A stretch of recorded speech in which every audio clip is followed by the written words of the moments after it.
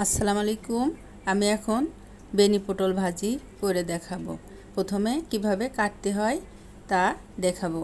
একটা পটল নিয়ে এভাবে আঁচড়ায়ে আস্তে আস্তে বটির সাহায্যে কাটতে হবে। কুচি কুচি করে সুন্দর করে আমি যেভাবে দেখাচ্ছি এভাবে কাটতে হবে, যাতে এপাশ ওপাশ না কেটে যায়। আস্তে আস্তে কেটে নিতে হবে।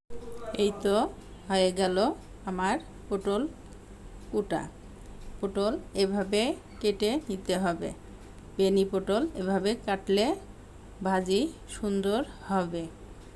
আমি আরেকটা পটল দেখায় দিছি। এভাবে আস্তে আস্তে সুন্দর করে কাটতে হবে, যাতে এপাশ ওপাশ কাটে না যায়। এভাবে কাটলে ভাজি সুন্দর হবে। এটা ছুরি দিয়েও কাটা যাবে, যা যে যেরকম পারে সেই সেরকম কেটে নিবে। এই তো হয়ে গেল আমার পটল ভাজি কাটা, বেনি পটল। এরপর পটল ধুয়ে এর ভিতরে লবণ, হলুদ, একটু মরিচের গুঁড়া দিয়ে পানি দিয়ে ঢাকা দিয়ে সিদ্ধ করে নেব। এই তো সিদ্ধ হয়ে গেল। তেল কড়ার ভিতরে দিয়ে এরপরে ভাজি নেব।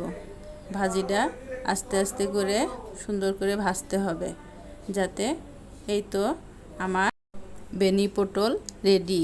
আজকে এই পর্যন্তই। আল্লাহ হাফেজ।